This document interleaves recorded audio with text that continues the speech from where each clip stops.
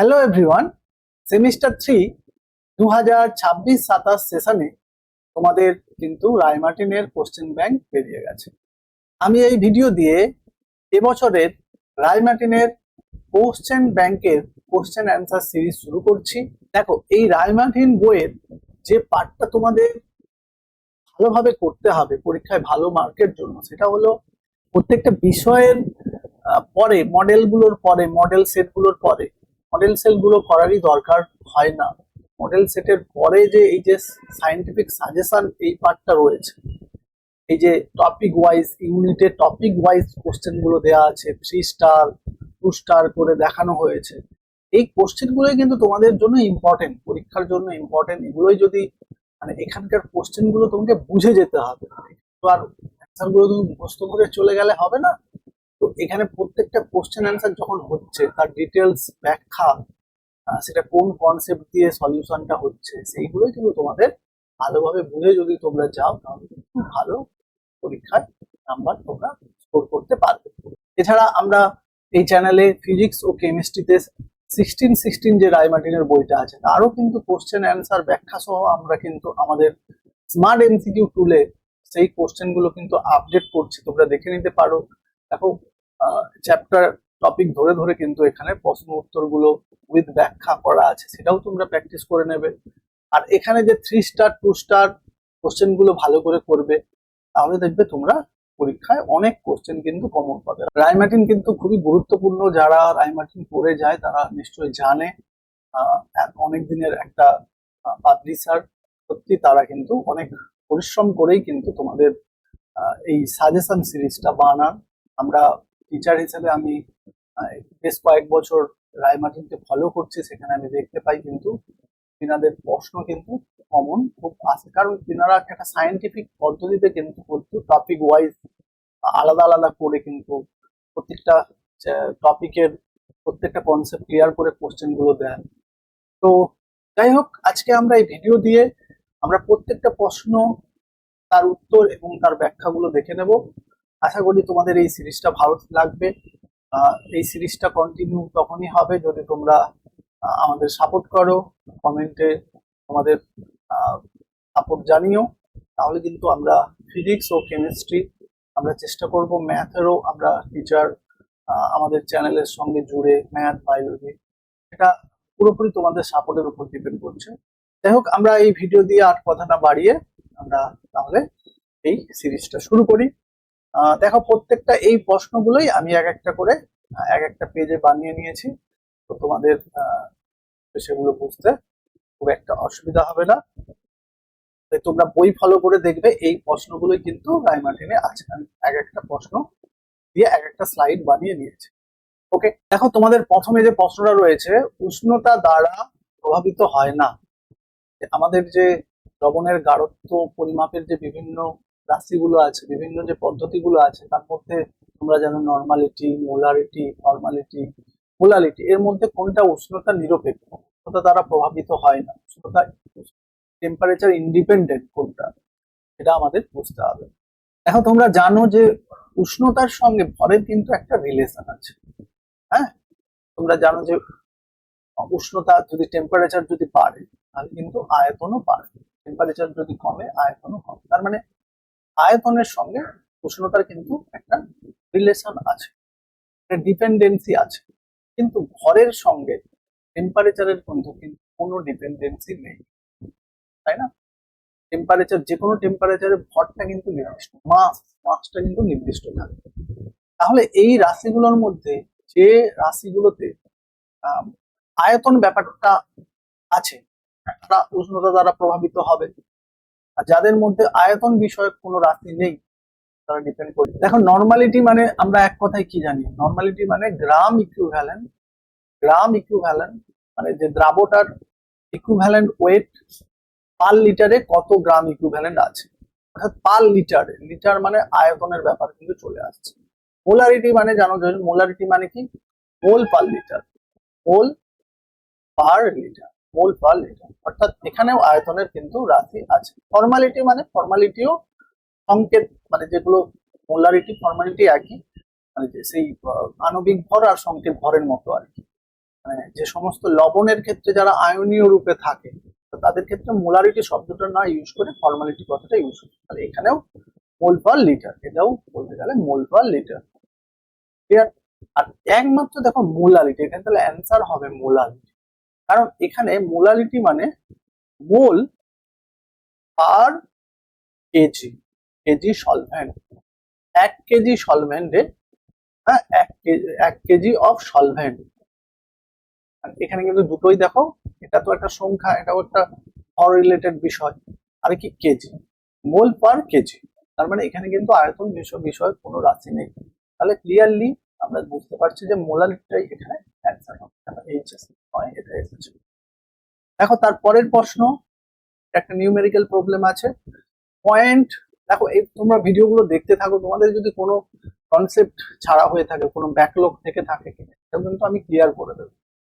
তাই প্রশ্ন, দেখো তোমাদের পড়াশোনার না স্ট্র্যাটেজিটা একটু চেঞ্জ করতে হবে। তোমরা এতদিন একটু থিওরিটিক্যাল পড়াশোনা, থিওরির উপরে বেশি জোর দিয়েছো, কোথায় কি ডেফিনেশন, কোথায় ইকুয়েশন, প্রুফ, এইসব ব্যাপারগুলো করেছো।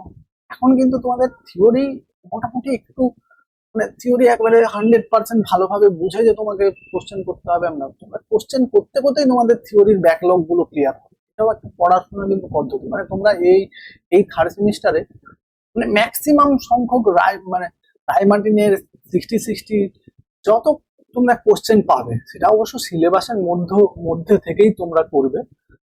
সিলেবাসের বাইরের তো করার দরকার নেই, সিলেবাসের মধ্যে থাকা যে সমস্ত যত বই আছে, মানে ম্যাক্সিমাম চেষ্টা করবে কোশ্চেন অ্যান্সার প্র্যাকটিস করতে।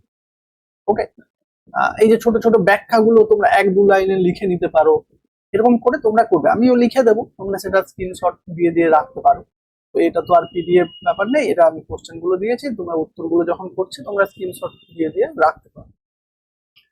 আচ্ছা, যেটা আসি, যে বলা হচ্ছে যে 0.02 মোলার সোডিয়াম কার্বনেট দ্রবণে শক্তিমাত্রা নর্মালিটিতে কত?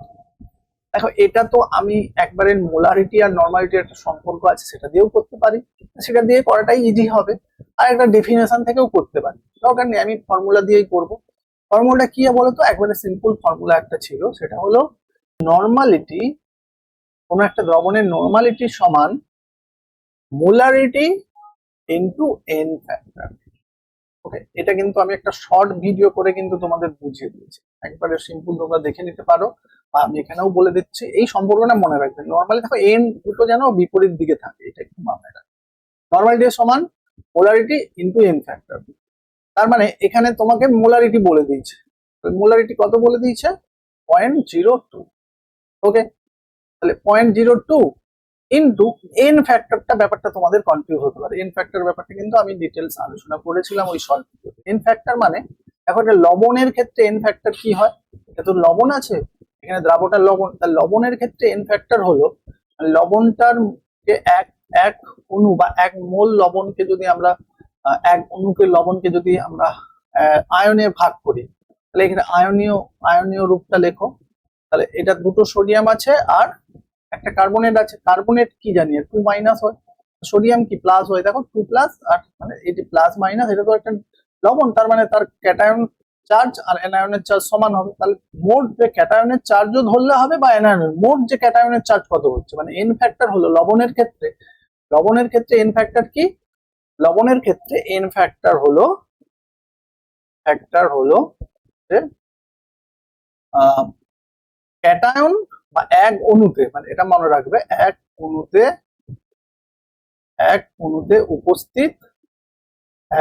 উপস্থিত ওকে মোট ক্যাটায়ন অর অ্যানায়ন এর চার্জ, মোট ক্যাটায়ন বা অ্যানায়নের চার্জ। তাহলে এইটা দেখো তোমরা, এখানে মোট ক্যাটায়নের চার্জ কত, মানে এই ক্যাটায়ন হিসেবেও ধরলে দেখো একটা সোডিয়াম একটা প্লাস, তার দুটো মোট চার্জ হচ্ছে 2, মোট অ্যানায়নের চার্জও কি 2, তাহলে এখানে এন ফ্যাক্টরটা 2। ওকে, দেখো এটা কিন্তু লবণের ক্ষেত্রে এন ফ্যাক্টর, তাহলে একটা অণুতে উপস্থিত মোট ক্যাটায়ন অ্যানায়নের চার্জ। অ্যাসিডের ক্ষেত্রে কি জানো, অ্যাসিডের ক্ষেত্রে এন ফ্যাক্টর, মানে যদি এটা অ্যাসিড থাকতো তার এন ফ্যাক্টরটা ইজি।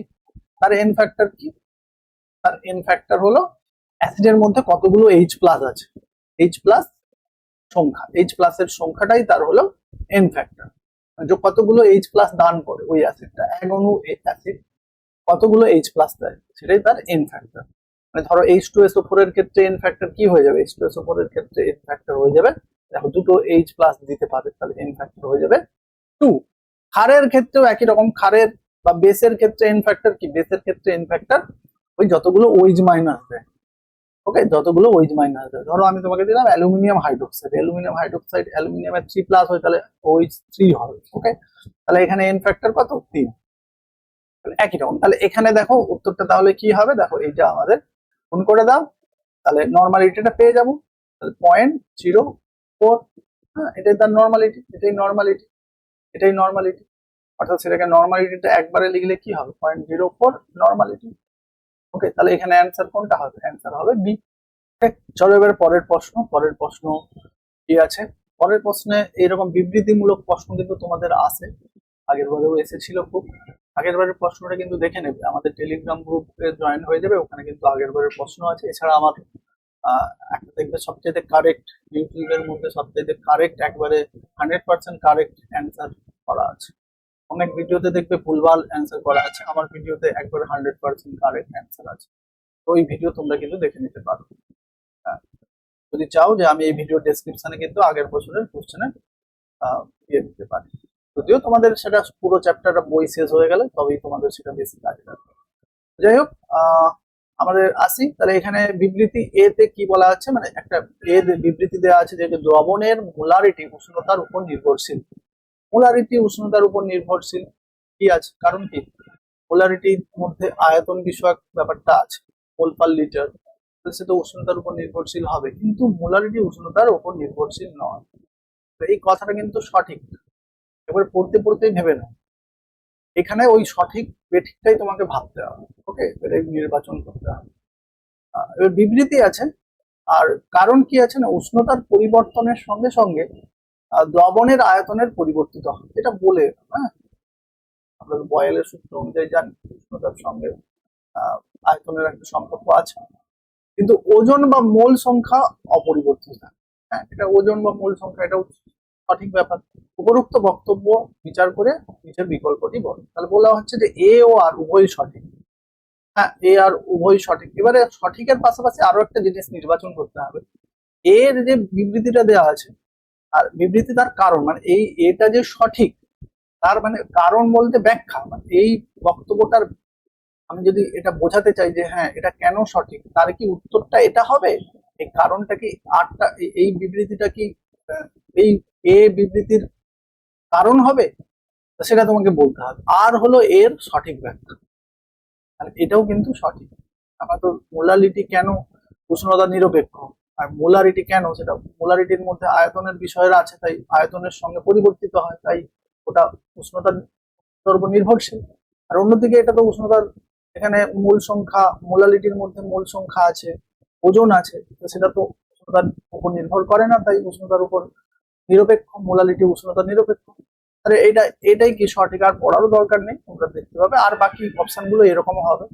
দেখো এখানে একটা ট্রিক আছে, মানে ধরো দুটো বিবৃতির মধ্যে তুমি যদি কোনো একটা ভুল পাও তাহলে মনে রাখবে যে প্রথম দুটো আর হবেই না, ওকে, প্রথম দুটো অপশন আর হবেই না, কারণ প্রথম দুটোর মধ্যে ওই উভয়ই ব্যাপারটা বলা থাকবে, উভয়ই সঠিক, এখানেও সঠিক। আবার এ দুটোর মধ্যে শুধু পার্থক্যটা কি থাকবে, এ আর বি এর মধ্যে এইটা থাকবে যে এ আর আর হলো এর ব্যাখ্যা, এই লাইনটা এখানে থাকবে, আর এখানে হলো দুটো সঠিক কিন্তু আর এর ব্যাখ্যা নয়, এরকম একটা তাহলে ব্যাপার থাকে। তাহলে মানে দুটো যদি কোনো একটা ভুল হয় তাহলে এই এ আর বি হবেই না, তাহলে সি আর ডি বাকি থাকবে। এবার সিটাতে বুঝতে পারছো যে এ সঠিক আর সঠিক নয়, আর ডিতে থাকবে এ সঠিক নয় কিন্তু আর সঠিক, এরকম প্রশ্ন। তাহলে এটা ব্যাখ্যাটা তাহলে ব্যাপার নেই, তাহলে ব্যাপারটা বুঝতে পারছো। চলো আমাদের পরের প্রশ্ন, 4 নম্বর প্রশ্ন কি আছে না, দ্রবণের গাঢ়ত্বের সঙ্গে বাষ্পচাপের সম্পর্ক নির্ণয়ের ক্ষেত্রে নিম্নোক্ত কোন গাঢ়ত্বের মাধ্যমটি ব্যবহৃত হয়। মানে আমরা যখন মানে দ্রবণের বাষ্পচাপ সংক্রান্ত যে রাউল্টের সূত্র আছে, আমি বলেই দিই, রাউল্টের দ্রবণের বাষ্পচাপ সংক্রান্ত রাউল্টের সূত্র, বাষ্পচাপ সংক্রান্ত রাউল্টের, অ্যাকচুয়ালি এই সূত্রের উপরে আদর্শ অনাদর্শ দ্রবণ ভাগ করা হয়েছিল, একটু মাথায় করো, আমি বলে দিচ্ছি। বাষ্পচাপ রাউল্টের সূত্রে বলা হচ্ছিল যে একটা দ্রবণের যে একটা দ্রবণের বাষ্পচাপ সেটা কত হবে, তার দ্রাবকের বাষ্পচাপের সঙ্গে একটা যখন দ্রাবক অবস্থায় ছিল, পিওর দ্রাবক, হ্যাঁ, দ্রাবকটা মেশানো হয়নি, সে পিওর অবস্থায় ছিল, তখন যে বাষ্পচাপ ছিল এবং সেই বাষ্পচাপের সঙ্গে যদি আমি এখন দ্রাব যুক্ত করার পরে যে এখন দ্রাব যোগ করে দিলে সেটা দ্রবণ হয়ে যাচ্ছে, তাহলে সেই দ্রবণের বাষ্পচাপটা কত না, দ্রাবক হিসেবে যখন ছিল তখন তার বাষ্পচাপ ইন্টু x1 বলতে দ্রাবকের মোল ভগ্নাংশ। দ্রাবকের মোল ভগ্নাংশ বলতে এখন কতটা দ্রাবক বেঁচে আছে। তোমরা জানো যে একটা বাষ্প তার এই পৃষ্ঠতল থেকেই হয়, তাহলে আমি যখন দ্রবণের বাষ্পচাপ দেবো, এই পৃষ্ঠে কি এখন দ্রাব আর দ্রাবক দুটোই কণা আছে, দ্রাব কণাগুলো তো অনুদ্বায়ী, সে তো উড়ে বাষ্প হয়ে যাবে না। তাহলে এখন দ্রবণের ক্ষেত্রে তাহলে এই পৃষ্ঠতলে কি আছে, দ্রাবকেরও কণা রয়েছে, দ্রাবেরও কণা রয়েছে, তাহলে শুধুমাত্র দ্রাবের কণা, ধরো এই বড় বড় গুলো এগুলো হচ্ছে দ্রাবের কণা, তাহলে এগুলো কিন্তু উদ্বায়ী হবে না। এগুলো ছাড়া বাকি যে দ্রাবকের কণাগুলো সেগুলো উদ্বায়ী হয়ে বাষ্প তৈরি করবে, যার ফলে আমি যদি বিশুদ্ধ অবস্থায় নিতাম, বিশুদ্ধ অবস্থায় দেখা যেত শুধু এখানে কিন্তু শুধু দ্রাবক কণাই আছে, তাহলে এখান থেকে বেশি বাষ্প তৈরি হতো, তাই এর ক্ষেত্রে বাষ্পচাপটা বেশি হবে।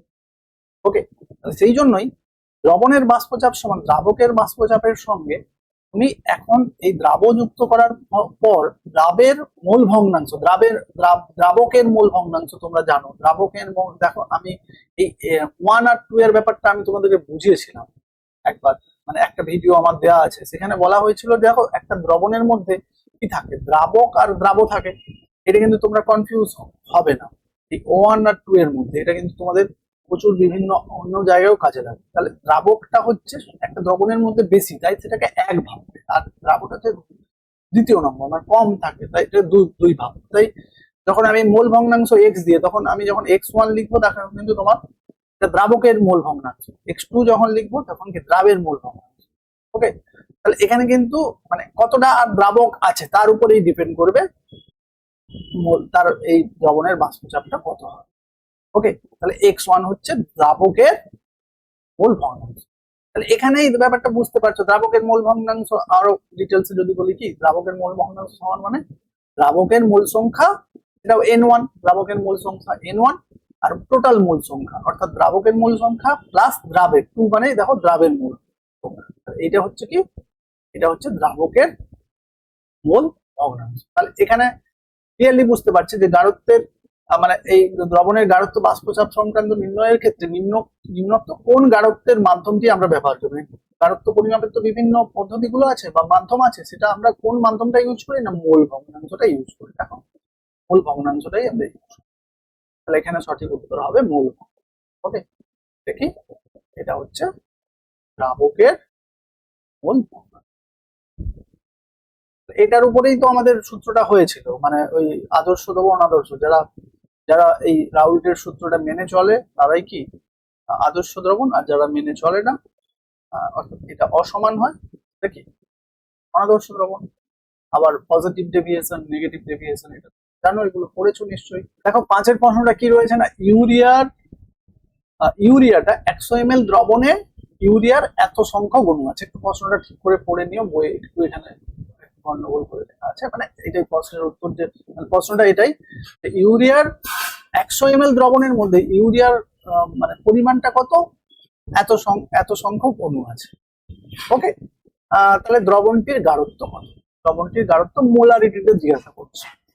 এখন সিম্পল, আমরা মোলারিটি মানে কি জানি, মোল পার লিটার, মোল পার লিটার, লিটার এখানে লিটার, এখানে যেহেতু এমএল এ আছে তাহলে আমরা বলতে পারি মোল পার 1000 ml। ওকে, মানে যেহেতু এমএল দিয়ে দ্রবণের পরিমাণটা করা আছে, তাই আমি মানে ওই যে মোল লিটারটাকে এমএল ভেবে নিলাম, মোল পার লিটার মানে কি মোল পার 1000 ml।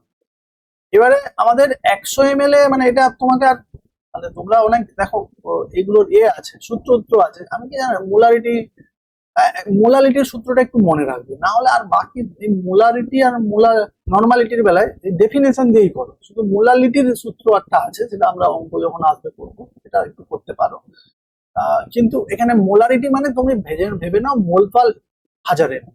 এখন এটা তোমাকে বের করতে হবে 1000 ml কত মোল দ্রাবক আছে, ক্লিয়ার? তাহলে এখানে 10 ml এ মোল দিয়ে নিয়ে নেই, কিন্তু সংখ্যায় আছে, দেখো সংখ্যায় তো একই ব্যাপার মোল। তাহলে তোমাকে মোল সংখ্যাটা বের করতে হবে, মোল সংখ্যা।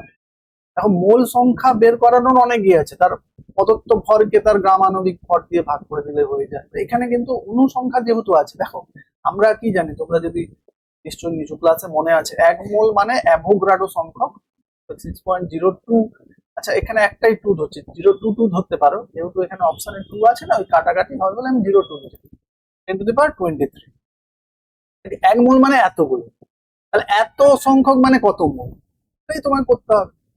1 মোল হতে গেলে এতগুলো অণু প্রয়োজন, কিন্তু আমার অণু আছে কতগুলো, অণু আছে এত।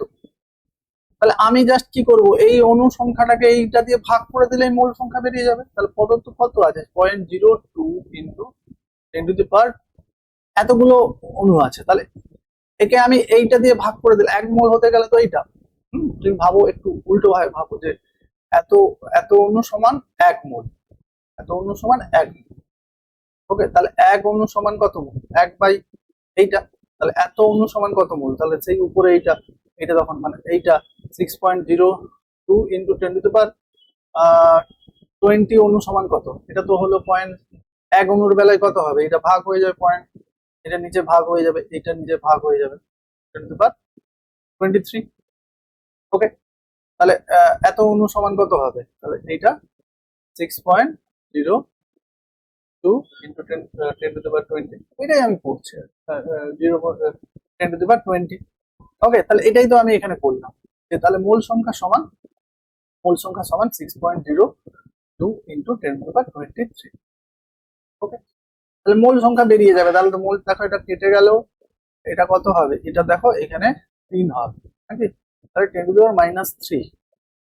10⁻³ মোল হচ্ছে। ওকে, তাহলে অ্যাকচুয়ালি এবারে দেখো ওয়েকিং নিয়মে যাও, 100 ml মানে জাস্ট সিম্পল 100 ml এ কত মোল আছে, 100 ml এ আমি এখানে আমি এটাকে অণুটাকে, এই অণু সংখ্যাটাকে মোলে কনভার্ট করে, কারণ আমার মোলারিটি করার জন্য মোল লাগবে। তাহলে 100 ml এ কত মোল আছে, এত সংখ্যক সমান অণু সংখ্যা সমান, এত সংখ্যক অণু সমান তো আমি মোল কত বের করে নিলাম। তাহলে 1000 ml এ মোল আছে কত, 10⁻³ মোল। ওকে, 100 ml, 100 ml এ এত মোল আছে। তাহলে 1 ml এ কত, 1 ml এ কত আছে 10⁻³ বাই, এর আগে আমি 10⁻² করে নিই, কি ব্যাপার। তাহলে কত 1000 ml এ কত, 1000 ml বা 1 লিটার একই কথা। দেখো এটাকে আমি কি করে নিচ্ছি, 10⁻³ ইন্টু 10⁻³ হলো 10⁻1000 মানে 10⁻3। দেখো এটা তাহলে কেটে গেল দুটো, 10⁻2, এটা তো এটা কেটে গেল, হ্যাঁ 10⁻³ 10⁻3 কেটে গেল, তাহলে নিচে কি থাকবো, এটা হিসাব করলে 10⁻², 10⁻²। ওকে, মোলারিটি 10⁻², তার 10⁻² মানে এখানে দেখো দশমিকে আছে, তাহলে এটাকে একটু করে নাও, তার মানে কি 1/100, তার মানে কি দশমিক এখানে আছে, তাহলে 2 ঘর এগিয়ে যাবে, তাহলে 1 ঘর এগুলো 1 ঘর, তাহলে কি 0.0201 মোলারিটির সাইনটা দিব মনে, অ্যান্সার দেখো 0.01, 0.01 কোথায় আছে, সি, অপশন সি হচ্ছে অ্যান্সার। ক্লিয়ার? তাহলে এভাবে জাস্ট করতে হবে, এগুলো কিন্তু আমাদের এরকম আলাদা করে হয়তো একটু কম আসবে, কিন্তু এইসব মূল সংখ্যা আমার হয়তো অন্য সংখ্যাগত ধর্মগুলো যখন করবো তার একটা পার্ট হিসেবে কিন্তু এটা থাকে, এগুলো কাজে দেয়। উষ্ণতা বৃদ্ধিতে হেনরি ধ্রুবকের মান, উষ্ণতা বৃদ্ধিতে হেনরি ধ্রুবকের মান কি থাকে, বৃদ্ধি পায়, হ্রাস পায়, প্রথমে বৃদ্ধি পায় পরে হ্রাস পায়। দেখো হেনরি সূত্রটা তোমরা কিন্তু করবে, হেনরি সূত্রটা কিন্তু খুব ইম্পর্টেন্ট। মানে হেনরি সূত্র দিয়ে আগের বছর প্রশ্ন এসেছিল। এই যে সংখ্যাগত ধর্মের আগের যে এই পার্টটা রয়েছে, এই পার্টটা থেকে কিন্তু এই হেনরি ধ্রুবকটা বা হেনরি সূত্র, রাউল্টের সূত্র, আদর্শ দ্রবণ, অনাদর্শ দ্রবণ, পজিটিভ ডেভিয়েশন, নেগেটিভ ডেভিয়েশন, আদর্শ দ্রবণের উদাহরণ, অনাদর্শ দ্রবণের উদাহরণ, ধনাত্মক ডেভিয়েশন দেয়, তার উদাহরণ এটা, তো এইগুলো কিন্তু প্রচুর পরীক্ষায় আসে। তো এটা একটু করে নেবে ভালো করে। তাহলে হেনরি সূত্র, হেনরি ধ্রুবকের, হেনরি ধ্রুবক মানে কেএইচ। কেএইচ, আমরা হেনরি সূত্রটা যদি একটু বলি, হেনরি সূত্রে কি ছিল না, আমরা যত বেশি চাপ বা আংশিক চাপ, ওই একটা গ্যাস যত বেশি তার আংশিক চাপ থাকবে, তত সে বেশি ওই দ্রবণের মধ্যে, তত সে বেশি দ্রবীভূত হবে। ওকে, এটা হচ্ছে মানে এই যে কতটা মানে গ্যাস এখানে গ্যাসের যে পরিমাণটা, মানে একটা তরলের মধ্যে গ্যাসটা কতটা পরিমাণ দ্রবীভূত হবে, সেই পরিমাণটাকে আমরা কিন্তু এখানে মোল ভগ্নাংশ দিয়ে, এখানে কিন্তু মোল ভগ্নাংশ দিয়ে পরিমাপ করা। তাই এটা হচ্ছে দ্রাবের x2। ওকে, গ্যাসটা হচ্ছে একটু দ্রাবক, তাহলে দ্রাবের মোল ভগ্নাংশ, দ্রাবক কতটা, কত গ্যাসীয় দ্রাবক, এটা গ্যাসীয় দ্রাবের, গ্যাসীয় গ্যাসীয় দ্রাব মানে এটা দ্রাবক, গ্যাসীয় পদার্থের মোল ভগ্নাংশ। ওকে, এটা আমরা জানি, মানে আমি একটু সূত্রটা বলে দিচ্ছি আর কি, তো আমাদের এই ব্যাপারের প্রসঙ্গে প্রশ্ন না। তাহলে এইটা থেকে আমরা এর ধ্রুবকটা পেয়েছিলাম, এটাকে সমান করতে গিয়ে KH ইন্টু x2। ওকে, এইটা আমাদের সূত্র ছিল, তো এটাই আমাদের সূত্র ছিল। তো এখানে যে এই যে KH-টা, এটা কিন্তু এটা এক একটা KH-টা এক একটা দ্রাবকের, নির্দিষ্ট KH থাকে, দ্রাবকের উপর নির্ভরশীল। হ্যাঁ, দ্রাবকের উপর নির্ভরশীল একটা পার্টিকুলার থাকে। আরো একটু বলবে যে উষ্ণতার উপরেও কিন্তু নির্ভরশীল, উষ্ণতার উপর, কেলভিন উষ্ণতার উপর নির্ভরশীল। এটা কিসের, কেলভিন উষ্ণতার সঙ্গে এটার কি সম্পর্ক না, এটা সমানুপাতিক সম্পর্ক না। হ্যাঁ, উষ্ণতা বাড়লে একটা নির্দিষ্ট দ্রাবকের KH ও বাড়বে। তাহলে উষ্ণতা বাড়লে একটা নির্দিষ্ট দ্রাবকের KH-টা, ধরো একটা নির্দিষ্ট দ্রাবকের তো KH নির্দিষ্ট থাকে, কিন্তু সেটা একটা নির্দিষ্ট টেম্পারেচারে কিন্তু সেটা নির্দিষ্ট। ওকে, দেখবে এই জন্য KH বলে দেওয়ার সময় KH সাধারণত এটিএম এ থাকবে, এটিএম এই KH, কারণ এটা তো একটা সংখ্যা, এর কোনো একক নেই। তাহলে পি এর একক এটিএম, তাহলে KH এরও একক এটিএম। তাহলে সে সময় এটিএম দিয়ে যখন এককটা থাকবে, তার পাশে কিন্তু দেখবে একটা টেম্পারেচার লেখা থাকবে, কারণ টেম্পারেচারের উপরে KH ডিপেন্ড করে। তাহলে কি, এটা অপশন হবে বি। ক্লিয়ার? চলো, দেখো এখানে একটা স্তম্ভ ছিল, স্তম্ভটা হয়তো একটু বুঝতে অসুবিধা হওয়ার কথা নয়, জাস্ট দেখো স্তম্ভ 1 এর মধ্যে ছিল এই যে সোডা ওয়াটারের সঙ্গে আমি স্তম্ভ 2, তাহলে স্তম্ভ 2 এইটা, স্তম্ভ 1 এটা, তো সোডা ওয়াটারের সঙ্গে কোনটা যাবে, গ্যাস ও তরলের দ্রবণ। সোডা ওয়াটার মানে কি, গ্যাস আর তরলের দ্রবণ, তাহলে ডিটা যাচ্ছে। একের সঙ্গে আমি এখানে লিখে নেবো, এখানে আমার লিখে নেবো। তোমরা এই প্রশ্নগুলো এরকম করবে, এরকম মেলাতে থাকবে না, যে খাতায় লিখে নাও একের সঙ্গে, স্তম্ভ 1 এর একের সঙ্গে ডি এর একটা রিলেশন খুঁজে পাচ্ছি। দেখো এই প্রশ্নগুলো দুটো একটা ঠিক করলেই তুমি দেখবে মিলাতে পেরে যাবে, একের সঙ্গে ডি আপাতত মিলেছে। ওকে, একের সঙ্গে ডিটা মিলেছে, কমা দিয়ে দিই। এবার দেখো 2 এর সঙ্গে চিনির জলীয় দ্রবণ হয়ে গেল, এক একটা হয়ে গেল। 2 একটা দেখো চিনির জলীয় দ্রবণ, তাহলে চিনিটা নিশ্চয়ই কঠিন জল, তাহলে এটা কঠিন আর তরলের, কঠিন আর তরল কোথায় আছে দেখো, কঠিন আর তরল, হ্যাঁ সি, কঠিন আর তরল। তাহলে বুঝতে পারছি চিনি হচ্ছে, তাহলে 2 এর সঙ্গে আমাদের মিলছে সি, দেখো 2 এর সঙ্গে সি। আর একটা করলে হয়, এবারে এখানেই তুমি মেলাতে পারো, যদি মিলে যায় ভাববে সেটাই। এরকম যদি দুটো থাকে তাহলে করবে, না হলে এভাবে তো এরকম দুটো, এগুলো 4টা আছে, দুটো মেলালেই বাকিটা হয়ে যাবে। দেখো একের সঙ্গে ডি কোথায় আছে, কে আছে, কিন্তু 2 এর সঙ্গে বি আছে, তাহলে এটা মিলছে না। কিন্তু সি একের সঙ্গে, দেখো ডি, এই যে ডি, দেখো একের সঙ্গে ডি মিলেছে, 2 এর সঙ্গে সি মিলেছে। আমরা একটু মিলিয়েও নেই, বাকিটা হচ্ছে জার্মান সিলভার মানে কি, এটা হচ্ছে একটা সংকর ধাতু, এখানে কঠিন দ্রবণ। হ্যাঁ, তাহলে আমি বুঝতে পারছি যে 3 এর সঙ্গে বি, এর সঙ্গে বি যাচ্ছে, 3 এর সঙ্গে বি, তাহলে 4 এর সঙ্গে, তাহলে উত্তর হচ্ছে আমাদের ডি। ডিটা হচ্ছে আমাদের অ্যান্সার। এই আমাদের সাপ্লিমেন্ট, মানে তোমাদের কিন্তু সাপ্লি পরীক্ষা, মানে সাপ্লি মানে বুঝতে পারছো, মানে তোমরা যদি পারো না পাও 2025-এর, তাহলে তোমাদের কিন্তু সেমিস্টার 4 এর পরীক্ষার আধ ঘন্টা বা 1 ঘন্টা, 1 ঘন্টা পরে তোমাদের কিন্তু থার্ড সেমিস্টারেরও আবার ওই পেপারটা দিতে হবে, যে পেপারটা তুমি ফেল করেছো, মানে 12 পাও। তো সেই সাপ্লি পরীক্ষা এটা ছিল, কি ছিল না, হেনরি ধ্রুবক কেএইচ এর মান, কেএইচ এর মান অধিক দ্রাব্য গ্যাসগুলির ক্ষেত্রে বেশি হয়।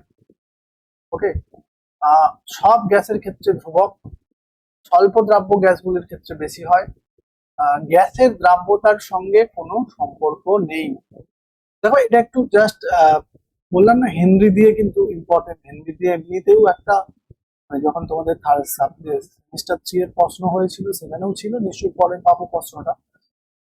আর এমনি কিন্তু দেখো এটা কিন্তু, এটা একটু জাস্ট মানে কি বলা যায়, এটা তথ্যমূলক বা ইনফরমেটিভ প্রশ্ন হিসেবে একটু মাথায় রাখো আর কি। এগুলো অতটা ডিটেলস এখানে করার সুযোগ নেই যে কেন হয়, কেন কি ব্যাপার। তো ইনফরমেটিভ প্রশ্ন, যেমন দেখলে যে কেএইচ এর সঙ্গে উষ্ণতার তালে সমানুপাতিক, উষ্ণতা বাড়লে কেএইচ এর মান বাড়ে। হ্যাঁ, তাহলে এখানেও মনে রাখবে যে কেএইচ এর মান স্বল্প দ্রাব্য গ্যাসগুলির ক্ষেত্রে বেশি হয়। ওকে, স্বল্প দ্রাব্য গ্যাসগুলির ক্ষেত্রে কেএইচ এর মানটা একটু জাস্ট অ্যাজ এ ইনফরমেশন হিসেবে মনে হয়।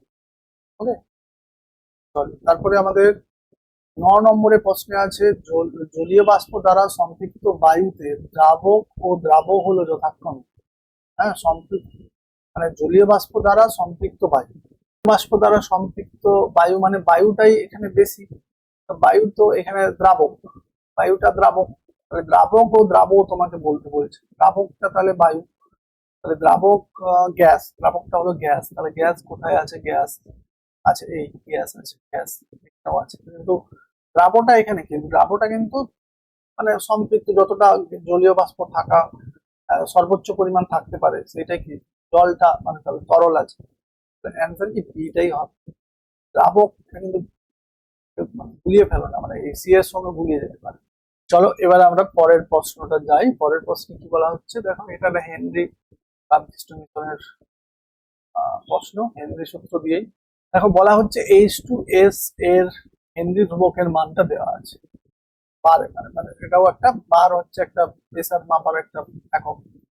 তো কেএইচ এর মান দেখো, অনেক সময় এই যে অঙ্কটঙ্গর অ্যাপ্রোচটা কিন্তু এইভাবে দেখো, মানে তোমরা এরকম পড়ে পড়ে চলে পড়তে পড়তে কিন্তু এই যে এটা নিউমেরিক্যালি লিখে নাও, তাহলে হেনরি ধ্রুবকের মান কত বলা আছে, কেএইচ সমান 289.4। ওকে, এসটিপি তে জলে H2S এর গাঢ়ত্ব দ্রাব্যতা হবে, মানে এসটিপি তে টেম্পারেচারের একটা আছে, টেম্পারেচার এসটিপি মানে জানো 0°C, তো এই টেম্পারেচারে H2S এর দ্রাব্যতা হবে, দ্রাব্যতাটা কত হবে, তোমাকে দ্রাব্যতাটা বের করতে বলছে। ওকে, তোমাকে এখানে তাহলে ওই x2টা জিজ্ঞাসা করছে, x2টা জিজ্ঞাসা করা, এসটিপি এখানে বলবো পি, তো আমরা হেনরি সূত্রে কি জানি যে পি সমান এইচ টু এক্স টু, তাহলে এখানে পি এর মানটা কত, দেখো এসটিপি বলে দিলেই তো পি বলে, এখানে এসটিপি মানে স্ট্যান্ডার্ড প্রেসার, স্ট্যান্ডার্ড প্রেসার কি পি মানে 1, পি মানে কি 1। দেখো তাহলে আমি দুটো রাশি জেনে গেছি, আর একটা রাশি জানতে, x2 সমান কত, x2 সমান p/kh।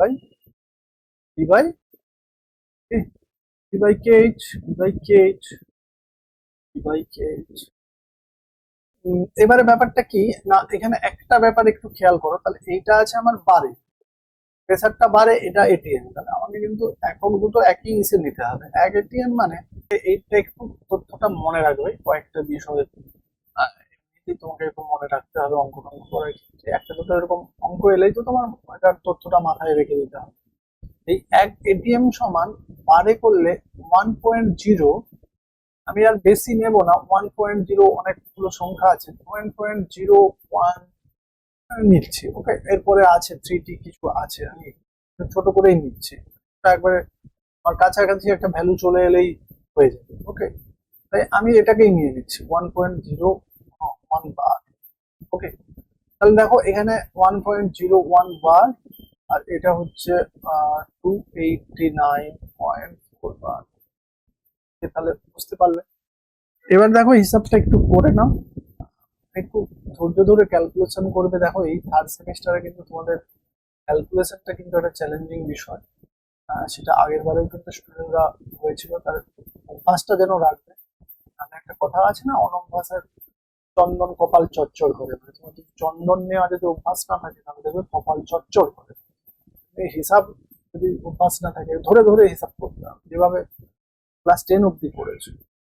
দেখো এটা দশমিকটা তুললে এখানে কি 100 চলে আসবে, একের দুটো পরের দশমিক ছিল, এই দশমিকটা তুললে এখানে একটা একটা শূন্য হয়েছে যাবে একের পিঠে, একটা তাহলে কেটে দিচ্ছি। তাহলে হিসাবে দাঁড়ালো কত? 101, 101, আর এটা দাঁড়ালো 289,400। ওকে, দেখো এই হিসাব তুমি কিভাবে করবে? তাহলে আমি এটাকে ধরো প্রায় এটাকে 100 ধরে নিচ্ছি, 289, আর কাছাকাছি গেলেই হবে। দেখো এমসিকিউ তে এটা একটা ফান্ডা। এবার দেখো তাহলে এই শূন্য শূন্য আমরা কেটে দিতে পারি।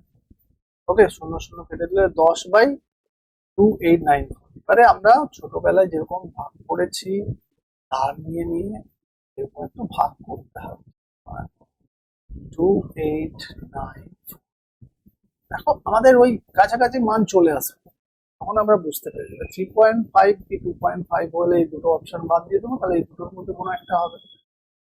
তাহলে আমরা মানে যে কোনো একটা হবে, মানে এখানে কাছাকাছি এমন হবে এমন নেই। দেখো একটা 10-এর পার্থক্য আছে, দুটো অপশনের মধ্যে একটা 10-এর পার্থক্য আছে, দুটো অপশনের মধ্যে একটা 10।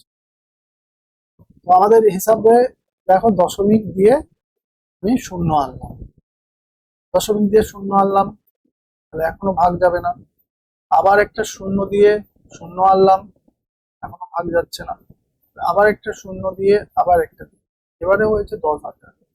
10,000কে এবারে ভাগ যাবে, 10,000কে ভাগ কত দিয়ে যাবে? এটা এটা দেখো 3 দিয়ে ভাগ যাবে, বুঝতে পারলে? তাহলে বুঝেই গেলে এটা 3 দিয়ে কিছু না, 3 দিয়ে মানে আমি আর নাও করি বুঝতে পারবো। এখন 3 দিয়ে যাচ্ছে, 3-এর পরে তাহলে এই দুটো অপশনের মধ্যে কিছু হবে। আবার আবার 10-এর হিসাবটাও হয়ে যাবে। আমি যদি এবার ধরেও নিই যে এটা 5 হবে, ওকে, এইটা তাহলে এইটা হবে, এইটার ম্যাক্সিমাম এটা হবে 0.0035। তাহলে আমার উত্তর এইটা দাঁড়ানো। এবারে উত্তরটা তো এইভাবে নেই, একটু ওই 10 পাওয়ার এইসব হিসাবে আছে, তাহলে এইটাকে একটু বড় একটু সাজিয়ে নিলেই হয়ে যাবে 3.5। ওকে, তাহলে আমাকে দশমিককে মানে 3.5 দিয়ে আছে, দশমিককে 3 ঘর এদিকে আনতে হবে। 3 ঘর এদিকে আনবো কি করে? যদি 1000 দিয়ে গুণ করো তবেই কি 3 ঘর এদিকে চলে আসবে, 3.5 হয়ে যাবে। হাজারটা কোথা থেকে চলে যাবে? 10^3টা হঠাৎ করে চলে আসা যাবে নিশ্চয়ই। 10^3 দিয়ে আমি ভাগ করে দিলেই তাহলে এটা হয়ে গেল। এ দুটো গুণ করলে কি হবে? এ দুটো গুণ করলে আমার 3.5 হয়ে যাচ্ছে।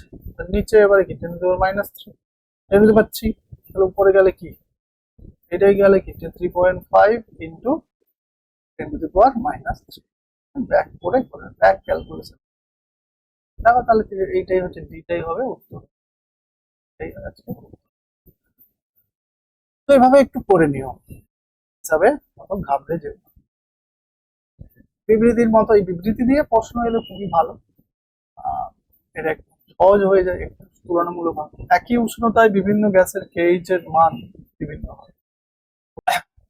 হ্যাঁ, কথাটা সঠিক। আমি দেখো এই কেএইচ কি কি বিষয়ের উপর ডিপেন্ড করে? দ্রাবকের উপরেও ডিপেন্ড করে। দ্রাবকের উপর কেএইচ এর ডিপেন্ডেন্সি গুলো দ্রাবকের উপর, দ্রাবকের উপর। ওকে, তারপর যে বললাম স্বল্প দ্রাব্য হলে তার কেএইচ এর মান বেশি হয়, স্বল্প দ্রাব্য গ্যাস হলে। তাহলে এখানে গ্যাসীয় যে দ্রাবটা আছে দ্রাবের উপর ডিপেন্ড করে। হ্যাঁ, সব বইয়ে একটা কেএইচ এর ডিপেন্ডেন্সি দিয়ে থিওরিটিক্যাল প্রশ্ন আছে, ওটার ভালো করে। উষ্ণতার উপর ডিপেন্ড করে, উষ্ণতার উপর ডিপেন্ড করে। ঠিক আছে, তাহলে উষ্ণতার একই উষ্ণতায় রেখে আমি তাহলে বিভিন্ন গ্যাসের ক্ষেত্রে কেএইচ এর মান বিভিন্ন হবে। তাহলে বিবৃতি ওয়ানটা তো সঠিক। প্রদত্ত চাপে কেএইচ এর মান যত বেশি হবে, আহ, যত বেশি হবে তরলে গ্যাসের দ্রাব্যতা তত বেশি হবে। প্রদত্ত চাপে কেএইচ এর মান যত বেশি হবে, এইটা একটু মনে হয়। দেখো এটা তাহলে আমি সঠিক কিনা এটা একটু ফর্মুলাটা লিখে নিই।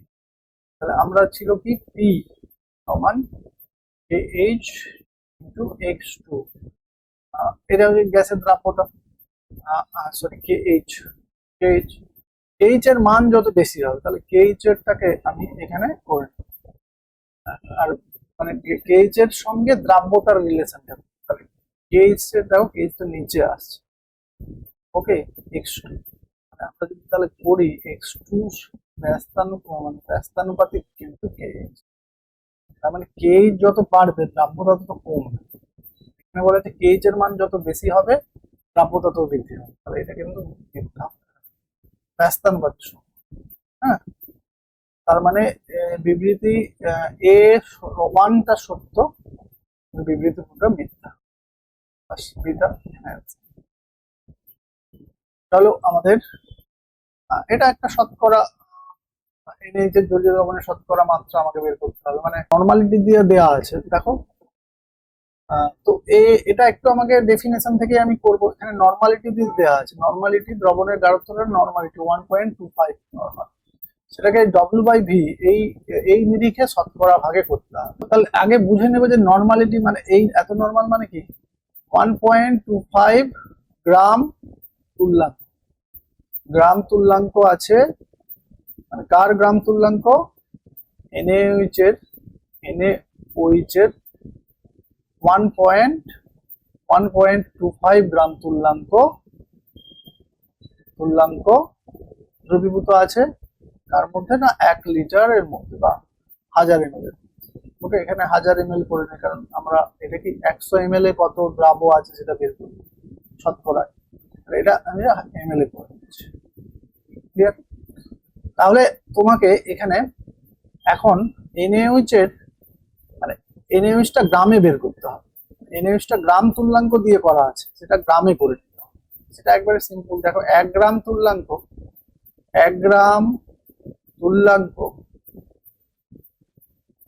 NaOH সমান কত? 1 গ্রাম তুল্যাঙ্ক NaOH সমান তার তুল্যাঙ্ক ভার যত হয়, যেমন এক মোল কোন একটা পদার্থ মানে কি তার আণবিক ভর যত হয়, তেমনি 1 গ্রাম তুল্যাঙ্ক, দেখো মোল সংখ্যা গ্রাম তুল্যাঙ্ক সংখ্যা কিন্তু একই নিরিখে হয়। মানে একটু আমি তোমাদের যদি মনে করে দিই, আমরা যেমন মোল সংখ্যা কিভাবে বের করি, মোল সংখ্যা মানে একটা জিনিসের মোল সংখ্যা আমরা যেমন বের করি, সেটা কি তার প্রদত্ত ভরকে, যত পদার্থটার ভর দেওয়া থাকবে গ্রামে, প্রদত্ত ভরকে আমি তার গ্রাম আণবিক ভর দিয়ে ভাগ করি, গ্রাম আণবিক ভর দিয়ে ভাগ। তেমনি গ্রাম তুল্যাঙ্ক সংখ্যা আমরা কি করে পাই? গ্রাম তুল্যাঙ্ক সংখ্যাও একটা মোলের মতো একটা সংখ্যা, মোল সংখ্যার মতো। গ্রাম তুল্যাঙ্ক সংখ্যাটা আমরা কি করে পাই না, প্রদত্ত ভরকে সেটাও গ্রামে, তাহলে তুল্যাঙ্ক ভার দিয়ে ভাগ করতে হবে। গ্রাম তুল্যাঙ্ক ভার নিশ্চয়ই জানো, তুল্যাঙ্ক ভার, অ্যাসিডের তুল্যাঙ্ক ভার, ক্ষারের তুল্যাঙ্ক ভার, এগুলো আলাদা আলাদা সূত্র আছে, ক্লাস 11 ফার্স্ট সেমিস্টারে তোমরা পড়েছো। লবণের ক্ষেত্রে তুল্যাঙ্ক ভার কি? লবণের আণবিক ভর বাই লবণের মধ্যে ওই টোটাল ক্যাটায়নের চার্জ বা অ্যানায়নের চার্জ দিয়ে ভাগ করে দিলে তুল্যাঙ্ক ভারটা বেরিয়ে যাবে। সেটা পরের প্রসঙ্গ করবে, তুল্যাঙ্ক ভার যেটা দেখবে। মোটামুটি এখন যদি গ্রাম তুল্যাঙ্ক সংখ্যা মানে গ্রাম তুল্যাঙ্ক সংখ্যা যদি 1 কখন হবে? যদি প্রদত্ত ভরটাও যদি তুল্যাঙ্ক ভারের সমান হয়, এটা এই সংখ্যাটা 1 কখন হবে? যদি প্রদত্ত ভরটাও গ্রাম তুল্যাঙ্ক ভরের মতো দেয়া থাকে, তাহলে আমরা বলতে পারি 1 গ্রাম তুল্যাঙ্ক কখন হবে? যখন প্রদত্ত ভরটা মানে ভরটা যখন কত হবে? গ্রাম তুল্যাঙ্ক সংখ্যার সঙ্গে সমান হবে, অর্থাৎ তুল্যাঙ্ক ভারের সঙ্গে সমান হবে। তাহলে NaOH এর তুল্যাঙ্ক ভার কি করে বের করে বলো তো, বা ক্ষারের তুল্যাঙ্ক ভার কি করে বের করে? দেখো ক্ষারের তুল্যাঙ্ক ভার বের করার যে সূত্র, NaOH এর তুল্যাঙ্ক ভার কি? NaOH এর তুল্যাঙ্ক ভার দেখো অ্যাসিড, ক্ষার, লবণ, এদের তিনটে তুল্যাঙ্ক ভার নির্ণয়ের সূত্র মনে রাখবে। এগুলো সব কিন্তু সেমিস্টার 1 এ আছে। তো NaOH এর তুল্যাঙ্ক ভার কি? NaOH এর আণবিক ভর, NaOH সোডিয়াম 23, অক্সিজেন কত 16 আর হাইড্রোজেন 1 বাই এটা তুল্যাঙ্ক ভারের সূত্র হচ্ছে আণবিক ভর বাই মানে ক্ষারের তুল্যাঙ্ক ভরের সূত্র, ক্ষারের আণবিক ভর বাই ক্ষারের মধ্যে কতগুলো ওইজ আছে। দেখো এখানে একটা ওইজ আছে, মানে এর আণবিক ভর আর তুল্যাঙ্ক ভর একই হয়ে যাচ্ছে, কারণ 1 আছে। অন্য যে 2 থাকলে ক্যালসিয়াম হাইড্রোক্সাইড এখানে 2 হয়ে যাবে, অ্যালুমিনিয়াম হাইড্রোক্সাইড এখানে 3 হয়ে যাবে। যাই হোক, এটা 40 হচ্ছে, তাহলে 40, তাহলে 1 গ্রাম তুল্যাঙ্ক সোডিয়াম NaOH মানে 40 গ্রাম NaOH। ওকে 40 গ্রাম, তাহলে 1.25, তাহলে গুণ করো 40 ইন্টু 1.25, ওকে। দশমিক তুলে দাও, 100 করো, দশমিক করো, এটা তুমি 5 দিয়ে করো, 2 5-এ 5 দুগুণে 10, এটা 5 দুগুণে 10, 5 5-এ 25 হয়ে গেল, 25 4-এ 100, তাহলে এটা হয়ে গেল 50 গ্রাম, ওকে। দেখো 50। এবারে আমি অঙ্ক করবো, আমরা পেয়ে গেছি, হ্যাঁ, তার পার্সেন্টেজ বের করার পরিমাণটা পেয়ে গেছি, মানে দ্রাবের ভর তাহলে কত হলো, এটা হচ্ছে দ্রাবের ভর। উইকিং নিয়ম, উইকিং নিয়মে আমি কি করবো, যে 1000 ml আছে, 1000 ml কত গ্রাম আছে, 1000 ml এত গ্রাম তুললাম, যেটা আমি বলে 50 গ্রাম, তাহলে 1000 ml আছে 50 গ্রাম, ওকে। তাহলে W/V হয়ে গেল, তাহলে এটা গ্রামে, দ্রাবটা গ্রামে হয়ে গেল, আর এটা দ্রবণটা আয়তনে হয়ে গেল। তাহলে 1 ml কত, 50/1000, ক্লিয়ার। আর 100 ml কত, 100 ml কত, কিন্তু 100, 2 0 2 0.5, তাহলে আমাদের 5%, ক্লিয়ার। দেখো সিম্পল আমি বলছি, আমি আরেকবার ধরো এই অঙ্কটা একটু হয়ে গেছে, আমি আরেকবার তোমাকে ফ্রেশ করে বলে দিচ্ছি। তার ফ্রেশটা কি, আমি বললাম তোমাকে যে, আমি কি বললাম, তুমি এটাকে এই যে এত তুল্যাঙ্ক, এত নর্মাল সোডিয়াম হাইড্রোক্সাইড, এখন 1 নর্মাল তুল্যাঙ্ক, 1 নর্মাল মানে 1 গ্রাম তুল্যাঙ্ক, এটা কি 1.25 গ্রাম তুল্যাঙ্ক, এত নর্মাল মানে এত গ্রাম তুল্যাঙ্ক পার 1000 ml আছে, ওকে, 1000 ml এর মধ্যে আছে গ্রাম তুল্যাঙ্ক কার NaOH, ওকে। তাহলে এত গ্রাম তুল্যাঙ্ক NaOH সমান কত গ্রাম তুমি করো, আমরা 1 গ্রাম তুল্যাঙ্ক মানে বললাম, বুঝে গেলাম যে তার 1 গ্রাম তুল্যাঙ্ক মানে যতগুলো তুল্যাঙ্ক ভার হয়, ওই পদার্থটার তুল্যাঙ্ক ভার যত হয়, সেটা আমরা 40 বের করে নিলাম। তাহলে এইটার সঙ্গে আমরা 1.25 গুণ করে আমরা কি হলো 50 গ্রাম, ওকে। তাহলে আমাদের হয়ে গেল, আমাদের দ্রাবের পরিমাণটা W2, অর্থাৎ দ্রাবের পরিমাণটা 50 গ্রাম। এখন দ্রবণের পরিমাণটা কত, দ্রবণের পরিমাণটা এখানে 1000 ml, এটা তো 1000 ml এই আছে, এত নর্মাল মানে 1000 ml, তাহলে 1000 ml। এবারে তাহলে W/V এর যে সূত্র দিয়েও যদি করতে থাকো, সূত্র কি, দ্রাবের পরিমাণ, দ্রাবের পরিমাণ, দ্রাবের পরিমাণটা এখানে গ্রামে লিখতে হবে, ওকে। তাই W/V মানে তোমাকে গ্রামে লিখতে হবে, আর এখানে দ্রবণের পরিমাণ, ওকে, দ্রবণের, এটা হচ্ছে দ্রবণের, দ্রবণের পরিমাণ, দ্রবণের পরিমাণটা তোমাকে এখানে ml এ লিখতে হবে, আর ইন্টু ইন্টু কত 1000, সরি ইন্টু 100, যদি শতকরা, তাহলে করো, দেখো, তাহলে 50/1000 ইন্টু 100, 0 0 0 0, তাহলে পড়ে থাকলো 5, তাহলে 5%, ক্লিয়ার। দেখো 13 প্রশ্নে কি রয়েছে না, তাপমাত্রা স্থির রেখে চাপ বৃদ্ধি করলে হেবার পদ্ধতিতে হার হ্রাস পায়, ওকে, হেবার পদ্ধতিতে হার হ্রাস পায়, মানে কোনটা ঠিক হবে।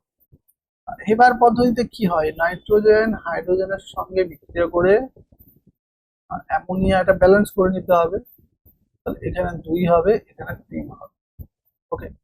দেখো এদিকে কিন্তু কত মোল আছে, টোটাল 4 মোল, আর এখানে কিন্তু টোটাল 2 মোল, তার মানে তুমি যদি চাপ বৃদ্ধি করো, তাহলে বিক্রিয়াটা সেই দিকে যাবে যেদিকে চাপ, আয়তন হ্রাস পাচ্ছে, কারণ চাপ বৃদ্ধি করলে কি আয়তন হ্রাস পায়।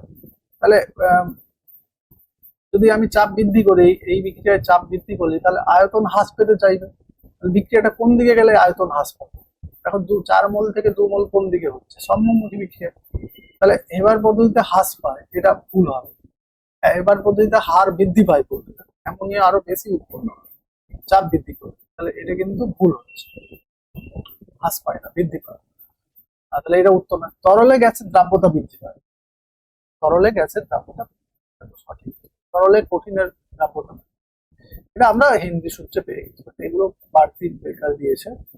আমরা বুঝতে পারছি যে চাপ সংক্রান্ত মানে গ্যাসের দ্রাব্যতা চাপের উপরে কিভাবে ডিপেন্ড করবে সেটাই তো হেনরি সূত্রে বলা হচ্ছে। তরলে গ্যাসের দ্রাব্যতা বৃদ্ধি পায়। অপশন বিটাই হবে এখানে সঠিক। দেখো এই যে লেখচিত্র সংক্রান্ত কিন্তু মুখস্থ ব্যাপার নয়। তোমরা লেখচিত্র এতদিন মুখস্থ করছো, কিন্তু তোমাদের নিউমেরিক্যালের সঙ্গে মানে ম্যাথের যে সরলরেখার ধারণা, সরলরেখার যে ফর্মুলা, এই সব ব্যাপার থেকে কিন্তু একটা রিলেট করতে হবে। আমি বলছি ব্যাপারটা কি। নিচের কোনটা হেনরি সূত্র দ্বারা অঙ্কিত, মানে হেনরি সূত্র লেখচিত্র কোনটা। দেখো এখানে সব লগ দেওয়া আছে, তার মানে আমাকে হেনরি সূত্রটা আগে সূত্রটা লিখে নিই। পি সমান কি আছে, পি সমান ছিল K H K H K H into x two বা এক্স লিখে নিচ্ছে। এক্স টু এখানে অ্যাকচুয়ালি ওই গ্যাস মানে এখানে দ্রাবক এক্স টু লেখা যায়, শুধু এক্সও লেখা যায়। ওকে, শুধু বলে দিলেই হয় যে এক্সটা হচ্ছে গ্যাসের মৌসুম।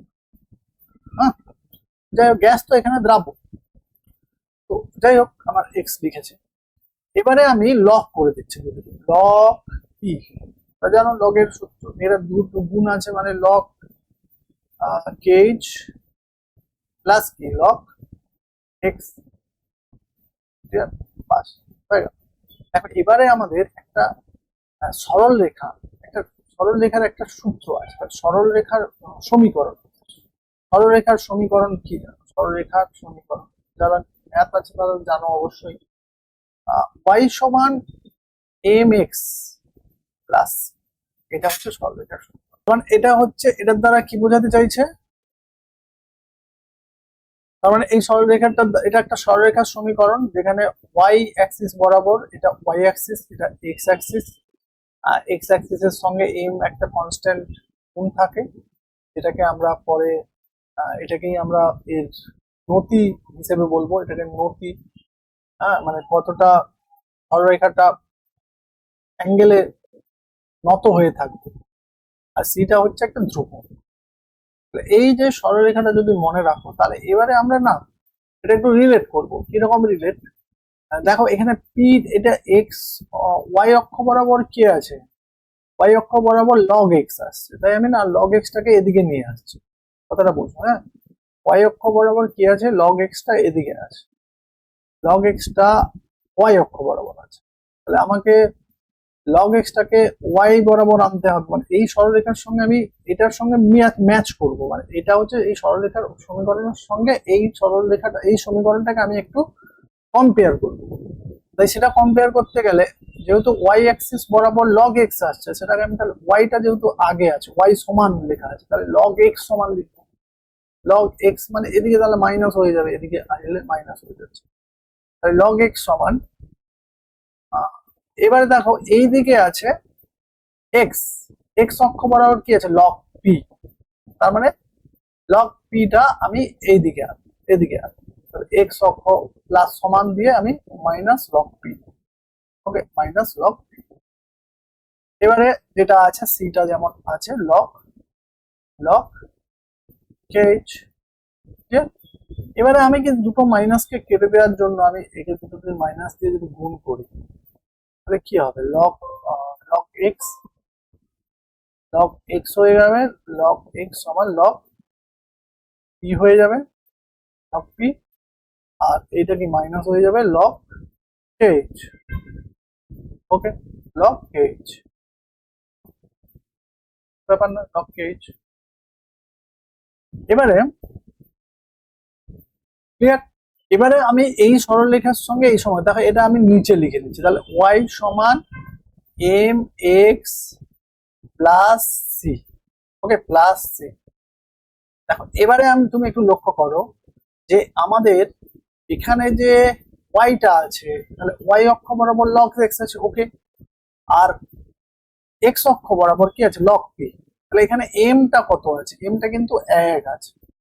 ওকে, এক, এমটা এক আছে। এক থাকার অর্থই হলো যে মানে এক আছে, মানে এখানে এম এর মান আমরা যদি বের করি, এম এর মান কিন্তু কত হচ্ছে বলতো, এম এর মান হচ্ছে এখানে ওয়ান, ওয়ান মানে পজিটিভ হচ্ছে। তাহলে পজিটিভ মানে তাহলে দেখবে এই নতি দিয়েই কিন্তু, এই যে নতিটা দিয়েই কিন্তু বোঝা যায়, নতিটা যদি প্লাসে আসে তাহলে সরলরেখাটা উপর দিকে থাকবে, উপর দিকে পজিটিভ ভাবে বাড়তে থাকবে। আর যদি এই মাইনাস হতো, নতিটা যদি কোনোভাবে মানে এখানে যে এই একটা যে কোনো সংখ্যা হতে পারে, কিন্তু এই সামনে যদি মাইনাস হতো তাহলে তাহলে কিন্তু সরলরেখাটা নিচের দিকে নামবে। ক্লিয়ার? তাহলে বাস, এখানে তো পজিটিভ হচ্ছে মানে সরলরেখা বাড়বে। এবারে সরলরেখা তো এখানেও বাড়ছে, তো এ দুটো হবে না, এ দুটো দেখো নতি এই নিচের দিকে নামছে, তার মানে এটা নেগেটিভ। এটা নেগেটিভ, এম যদি নেগেটিভ মান হতো তাহলে এদের ক্ষেত্রে এটা হতো। তাহলে এই দুটো আমি তো এখানে বুঝতে পেরে গেলাম এর সঙ্গে কম্পেয়ার করে, এখানে নতিটা কখনো এম এর মানটা, নতি যেটা বললাম নতি, সেটা কখনো পজিটিভই হচ্ছে। তার মানে এই দুটোর মধ্যে কোনো একটা হবে, এ বা বি।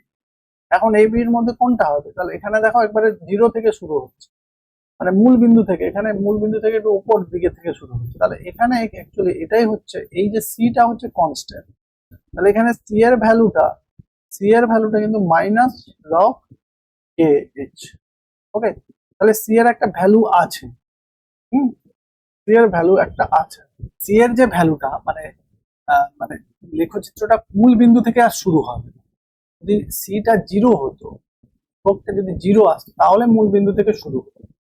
আর তাহলে সি এর মানটা কত আছে? সি এর মানটা নেগেটিভ মাইনাস লগ কে। দেখো সি এর সঙ্গে যদি আমি ম্যাচ করি তাহলে সি সমান নেগেটিভ মাইনাস লগ কে। তার মানে এখানে একটু ভুল আছে, মানে এই লেখচিত্রটা অ্যাকচুয়ালি তোমাদের বইয়েও দেখবে এটা কিন্তু লগ পি। এটা যদি লগ পি থাকতো তাহলে এই ঝামেলাটা হতো না, এটা লগ পি, এটা লগ এক্স, তাহলে এটাই ঠিক হতো।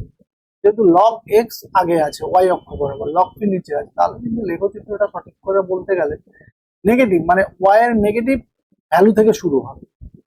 ওকে, দেখো দেখো সি এর মানটা যদি এটা পজিটিভ হতো তাহলে এই মানে সি বিন্দু থেকে ওয়াই এর পজিটিভ ভ্যালু কোন দিকে? এখানে ওয়াই এর এটা পজিটিভ ভ্যালু, এদিকে কি ওয়াই নেগেটিভ ভ্যালু। তাহলে সি মানে সি যে বিন্দুটা লেখচিত্রটা শুরু হবে সি এর নেগেটিভ ভ্যালু থেকে, তার মানে লেখচিত্রটা এইভাবে পজিটিভ ডেভিয়েশনই হচ্ছে, উপর দিকে নতি, উপর দিকে পজিটিভ, এম সমান পজিটিভ। ওকে, তাই যেহেতু এটা অ্যাকচুয়ালি মানে ওই গন্ডগোল করে দিয়েছে, এটা শিওর দেখবে এটা লগ পি, লগ পি ধরে এটা করে দিয়েছে, এটা লগ এক্স আছে, তাই আমি অ্যাকুরেটলি ভাবে করে দিলাম। তোমরা বইয়েও চেক করে নেবে, এটা দেখবে লগ পি আছে, ওয়াই অক্ষ বরাবর লগ পি আছে, নিচে লগ এক্স আছে, তবে কিন্তু এই লেখচিত্রটা ঠিক হবে। তুমি যদি লগ এক্স যদি ওয়াই অক্ষ বরাবর করো তাহলে আমি যেটা বললাম দেখো একবারে অঙ্কের নিয়মে একবারে বলছিলাম যে কেন ঠিক বলছি, যদি এটা যদি লগ পি হতো তাহলে এই এটা সঠিক হতো, এটা লগ পি আর এটা লগ এক্স যদি হতো তাহলে সঠিক হতো। এই কারণে তখন দেখো তোমাকে আর এক্সচেঞ্জই করতে হতো না, এটাকে আমি ওয়াই অক্ষ বরাবর দেখো লগ পি আছে, তাহলে এটাকে আমি এখানেই আমি কম্পেয়ার করে নিতাম এম এক্স প্লাস। দেখো এখানে তাহলে এক্স লগ এক্স অক্ষ বরাবর লগ এক্স আছে, ওকে লগ এক্স আছে, ওয়াই অক্ষ বরাবর লগ পি আছে, এম এর মান এখানেও পজিটিভ। এবার সি এর মান দেখো এখানে লগ কে, অর্থাৎ এইটা হচ্ছে এতটা অবধি, এইটা মানে এই যে লগ, তুমি যদি ভাবো এখানে আমি এক্স এর ভ্যালুটা যদি জিরো বসিয়ে দিই, অর্থাৎ এইখানে তো এক্স এর ভ্যালু জিরো, এই অক্ষ এক্স এর ভ্যালু জিরো, এখানে যদি এক্স এর ভ্যালু জিরো বসে, এক্স এর ভ্যালু জিরো বলে লগ জিরো, এটা জিরো হয়ে যাবে, তখন লগ পিটা কত হবে? লগ পিটা লগ কে এইচ এর সঙ্গে সমান হবে। এই যে এখানে যে ভ্যালুটা, এই এতটা দূরত্ব, এই এতটা দূরত্বটা সেটা কত ভ্যালু? তার ভ্যালুটা হচ্ছে লগ কেজ। ওকে, কিন্তু এখানে তো আমার লগ মাইনাস কেজ, তাহলে কি এখান থেকে নিচ থেকে শুরু হবে। কিন্তু যদি এটা এইটা হতো, এইটা লগ পি বা লগ এক্স দেওয়া থাকতো তখন কিন্তু এখান থেকেই কিন্তু কম্পেয়ার করে আমার করতে। নিশ্চয় ব্যাপারটা বুঝতে পারছো, যারা বুঝতে পারোনি কিছু করার নেই, বুঝতে। তো এই ব্যাপারটা গেল। পরের কোশ্চেন দেখো কি আছে, একটি দ্রাবকের, এটা একটা একটা দ্রাবের হবে। ওকে, একটি দ্রাবের, আমি এটা বলে দিচ্ছি কি ব্যাপারটা, কোশ্চেন ব্যাপার এই কটা।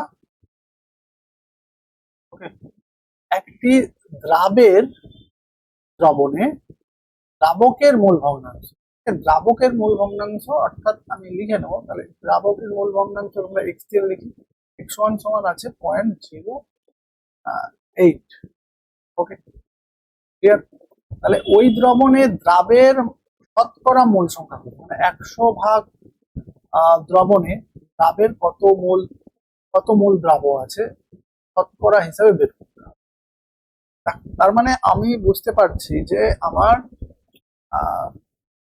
দ্রাবের মোল ভগ্নাংশ, দ্রাবকের মোল ভগ্নাংশ দেওয়া আছে 0.8।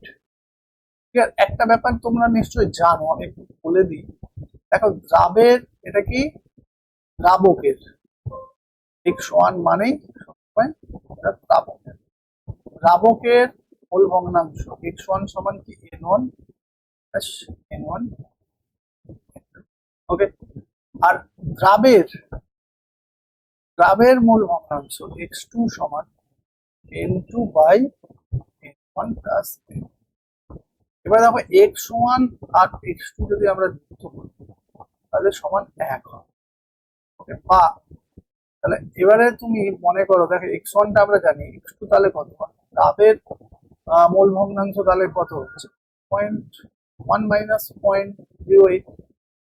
তার মানে কি 1 মাইনাস পয়েন্ট, আচ্ছা 0.08 নয়, বলে দিলাম। এটা আমাদের কত হবে?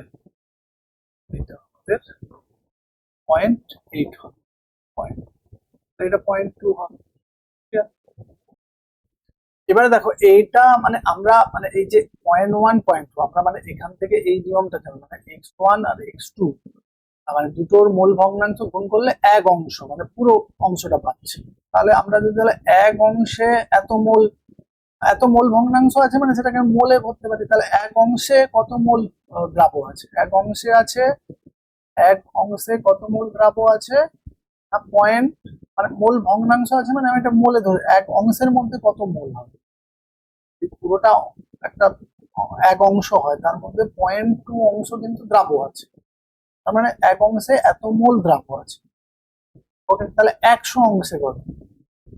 মানে তোমার শতকরা নিয়মে 100 অংশে কত? 100 অংশে দেখো তাহলে 0.2 সঙ্গে 100 দিয়ে গুণ কর, 100 দিয়ে গুণ করলেই বাস, তাহলে আমার হিসাব করলে কি 20 হচ্ছে।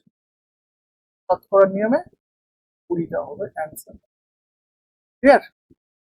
চলো এগুলো স্টার নেই অবশ্য। দেখো তোমরা প্রথমে স্টার দেওয়া কোশ্চেন গুলো আগে ফটফট করে পড়বে বা মন দিয়ে করবে, দেখো সময় বাড়লে স্টার দেওয়া কোশ্চেন যেগুলো নেই খুব একটা ইম্পর্টেন্ট নয়, এগুলো ওই বিভিন্ন স্কুলে।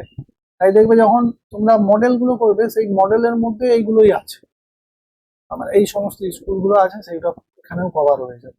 এখন 16 প্রশ্নটা কি আছে না, একটা নির্দিষ্ট পরিমাণ কোন দ্রাবকে, কোন কঠিন দ্রাবক, দেখো এখানে মাথায় রাখবে কঠিন দ্রাবের সর্বাধিক যে পরিমাণ দ্রবীভূত হবে সেটা কোন বিষয়গুলোর উপর নির্ভর করে না, কোন বিষয়টার উপর নির্ভর করে না।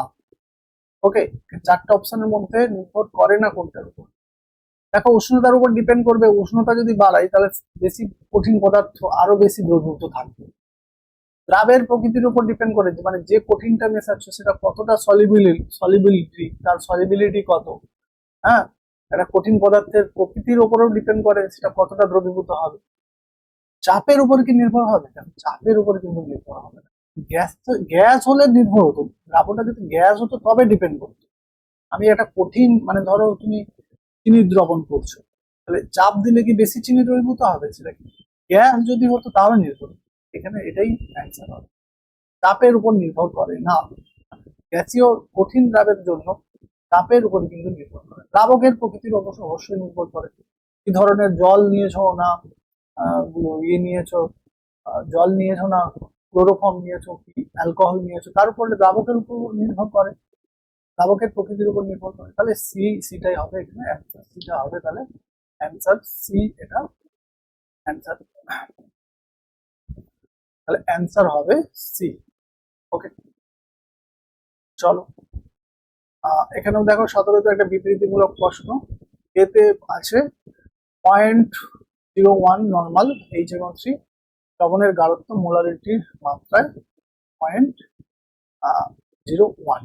দেখো এটা দুটোই সমান, এটা কি এর ক্ষেত্রে? হ্যাঁ, এটা সঠিক। কারণ কি দেখো আমরা এক্ষুনি করলাম না, নর্মালিটি সমান মোলারিটি ইনটু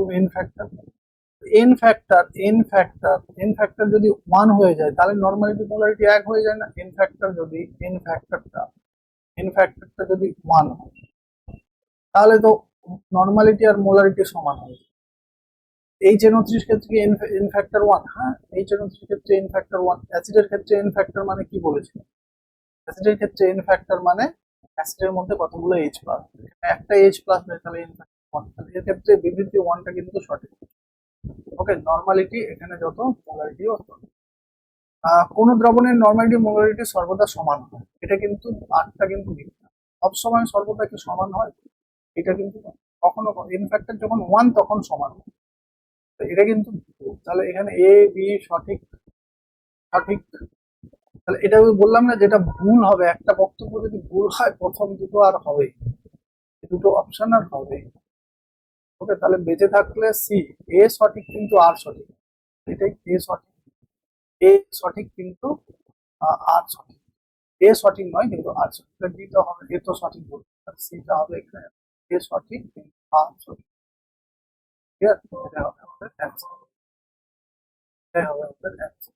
ঠিক আছে, তো আমাদের পরের প্রশ্ন, ধাতুর কঠিন দ্রবণকে বলা হয়, ধাতুর কঠিন দ্রবণ। ধাতুর কঠিন দ্রবণ মানে কি, দুটো ধাতু ধাতুযুক্ত, ধাতু ধাতুযুক্ত হয়ে কঠিন দ্রবণ, সেটা কি তৈরি হয়, সেটা নিশ্চয়ই সংকর ধাতু। প্রশ্ন মনে হয়, হ্যাঁ দেখো ধাতু সংকর আছে, সংকর ধাতু, দেখো নমুনা প্রশ্নে ছিল, এখানে ধাতু সংকর হবে। ঠিক আছে, তো 19-এ প্রশ্ন আছে K2 0.2 নর্মাল K2S ওপরের শতকরা মাত্রা দ্রবণের শক্তি মাত্রাকে মোলারিটি দেবে, ওই একই, এখানে K2S ওপরের ক্ষেত্রে এন ফ্যাক্টরের ব্যাপারটা আসবে। তাহলে আমরা জানি কি নর্মালিটি সমান molarity into n factor, n factor. Okay, এবারে K2S4 এর ক্ষেত্রে এন ফ্যাক্টর কত, K2S4 ভাঙলে 2K+, 2K+ আর SO4 2-, এই দুজনের ক্ষেত্রে তো দুজনের ক্ষেত্রে একই হবে, ক্যাটায়ন বা অ্যানায়ন দুজনের ক্ষেত্রে চার্জের সমান কত হচ্ছে, চার্জ হচ্ছে 2+, ওকে, এটা হচ্ছে 2-। তাহলে এন ফ্যাক্টর এখানে কত, এখানে N factor, n factor K2SO4 এর এন ফ্যাক্টর কত। বাস, এবারে নর্মালিটি দেওয়া আছে, মোলারিটি তোমাকে বের করতে হবে। তাহলে মোলারিটি সমান normality to n by n factor. Okay, তাহলে নর্মালিটি কত দেওয়া আছে 0.2, আর তাহলে এন ফ্যাক্টর কত হলো 2, তাহলে করো হিসাব করো, তাহলে এটা 0.1, 0.1 স্কয়ার বা 0.1 ঠিক আছে। 20 প্রশ্ন আছে, প্রদত্ত কোন গ্যাসটি হেনরি সূত্র মেনে চলে না, এটা আমাদের সেমিস্টার 3-তে, এটা একটু তোমাদের আমরা হেনরি সূত্র দিয়ে যখন ওই আগে কোশ্চেন মানে এমসিকিউ ছিল না না অত, অ্যাকচুয়ালি এখন এমসিকিউ এসে না তোমাদের প্রত্যেকটা জিনিস থেকে, মানে হেনরি সূত্র থেকে আগে যখন এমনি রিটিন এক্সাম ছিল, ওই সংজ্ঞা ডেফিনেশন একটা ছোটখাটো অঙ্কও কোনোদিন আসতো না, আর গ্রাফটা আসতো, কিন্তু এখন দেখা যাচ্ছে বেশ ডিটেলসে ব্যাপারটা হয়ে যাচ্ছে। হেনরি সূত্র মানে আমরা এবছর হয়তো পড়াবো বা পড়বে, এখানে কিন্তু হেনরি সূত্র মেনে চলে না, যেটা সেটা কিন্তু অ্যামোনিয়া লজিক। দেখো অ্যামোনিয়া সেই কারণে মানে না হেনরি সূত্রটা, কারণ হেনরি সূত্রে একটা শর্ত, ইম্পর্টেন্ট সূত্র, যে এটা হেনরি সূত্রটা কি বিষয়, তরলে গ্যাসের দ্রাব্যতা, তাহলে সেই গ্যাসটি তরলের সঙ্গে বিক্রিয়া করা যাবে না। তোমরা জানো অ্যামোনিয়া বিশেষত তরলের মধ্যে, বিশেষত জলের মধ্যে এটা খুব রিয়াক্টিভ, এর দ্রাব্যতা অনেক, কারণ অ্যামোনিয়া জলের সঙ্গে বিক্রিয়া করে কি তৈরি করে, অ্যামোনিয়াম হাইড্রোক্সাইড তৈরি করে, তাহলে তো জলের সঙ্গে বিক্রিয়া করে যাচ্ছে, তাই কি এটা হেনরি সূত্র মানে না। বাকি গ্যাসগুলো দেখো জলের সঙ্গে বিক্রিয়া করে না। তো এটা দেখো একটা লাস্ট বোধহয় প্রশ্ন, লাস্ট প্রশ্ন, লাস্ট প্রশ্ন আমাদের চলে আসছে, লাস্ট দেখো প্রথমে আছে এ গ্রাম, দেখো অঙ্কটা করা যাক, এ গ্রাম একটি দ্রবণের মোলালিটি বি, মোলালিটি বি, এ গ্রাম একটা দ্রবণের পরিমাণটা এ গ্রাম, এই দ্রবণের গাঢ়ত্বটা কত, বি মোলার, বি মোলার। ওকে, দ্রবণের দ্রবণে দ্রাবের পরিমাণ সি গ্রাম, দ্রাবের আণবিক ভর কত। অঙ্কটা তোমাকে এভাবে করো, যে তুমি আগে করো যে এই মোলালিটি বি বলতে কি বোঝাচ্ছে, এটার মানেটা মোলালিটি বি। মোলালিটি বি মানেই কিন্তু তোমরা নিশ্চয়ই জানো মোলালিটির সংজ্ঞা অনুযায়ী কি, মোলারিটির সংজ্ঞা মানে কি মোল পার কেজি দ্রাবক বা 1000 গ্রাম দ্রাবক, 1000 গ্রাম দ্রাবক। একমাত্র মোলারিটির বেলায় দ্রাবকের হিসাবটা করতে হয়, দ্রাবক নিয়ে হিসাবটা করতে হয়। তার মানে মোলারিটি যদি বি বেরোনোর অর্থ কি, তাহলে নিশ্চয় বি মোল ছিল। তাহলে আমি বলতে পারি যে 1000 গ্রাম দ্রাবকে দ্রাবকে দ্রাবের পরিমাণ কত, বি মোল। এবারে তোমাকে যে এখানে 1000 গ্রাম দ্রাবকে আছে, এবারে তুমি করো যে দ্রবণে দ্রাবের পরিমাণ সি হল, তাহলে দ্রাবের আণবিক ভর কত। দেখো দ্রবণে দ্রাবের পরিমাণ সি বলে দেওয়ার অর্থ কি, দেখো দ্রাবের পরিমাণটা সি, দ্রবণটার পরিমাণ কত এ, দ্রাবতা কত, দ্রাব হচ্ছে সি। এবার দ্রাবক তাহলে কত, এইটা আমার লাগবে, দ্রাবক কত এ মাইনাস, নিশ্চয়ই বুঝতে পারো। তার মানে আমি এখানে পেয়ে যাব অ্যাকচুয়ালি আমার মানে দ্রাবকের এই এ গ্রাম দ্রবণের মধ্যে দ্রাবক কত আছে এ মাইনাস সি। এবার এ মাইনাস সি দ্রাবকের মধ্যে কত মোল দ্রাব আছে আমি সেটা পেয়ে, এখান থেকেই আমার বাকি কাজটা। তাহলে এ মাইনাস 1 গ্রাম, আগে করে নিই 1 গ্রাম দ্রাবকে দ্রাবের পরিমাণটা কত বি বাই 1000। তাহলে এ মাইনাস সি গ্রাম দ্রাবকে কত আছে, দ্রাবকের পরিমাণটা এ মাইনাস দ্রাবের পরিমাণটা কত আছে, তাহলে এই গাঢ়ত্বের নিরিখে তাহলে এ মাইনাস সি গ্রাম দ্রাবকে আছে বি ইন্টু এ মাইনাস সি, রেখে দাও বাই 1000। ঠিক আছে, এইটা হয়ে গেল। এবারে আসি, দেখো দ্রাবের আণবিক ভর, যে কোনো জিনিসের আণবিক ভর বের করানোর জন্য আণবিক ভরের সঙ্গে দেখো আমি এখন ওই দ্রাবের না মোল সংখ্যাটা পেয়ে, দ্রাবের দেখো মোল সংখ্যাটা পেয়ে কত মোল আছে না এত। তাহলে আমি ওই যে মোল সংখ্যা নির্ণয়ের যে একটা সূত্র ছিল, মোল সমান কত ছিল, মোল ছিল এটা ধরো দ্রাবের মোল সংখ্যা, দ্রাবের মোল সংখ্যা মানে কি দ্রাবের ভর, দ্রাবের পদার্থ ভর, দ্রাবের পদার্থ ভর কত ছিল সেটা করছি না সূত্রটা, দ্রাবের পদার্থ ভর কত ছিল, দ্রাবের পদার্থ ভর যখন সি, তাহলে সি বাই দ্রাবের আণবিক ভর, এটাই তো আমাকে বের করতে হবে।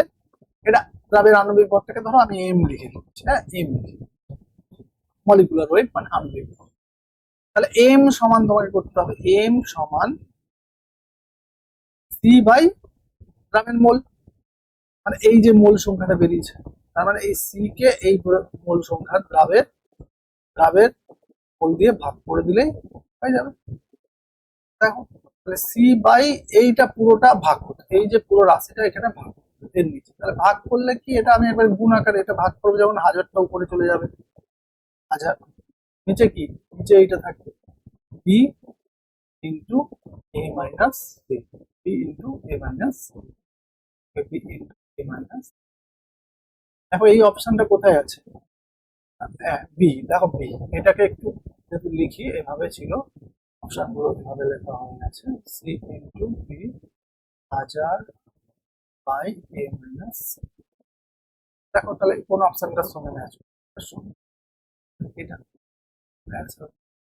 ওকে, তাহলে আমাদের এই টপিকটা আমরা শেষ করে দিলাম। তাহলে এই টপিকটার পরে পরের টপিক আমরা নিয়ে ভিডিও করব, পরের টপিকটা অবশ্য বড় আছে, সেটা 2-3টে ভিডিও লাগতে পারে।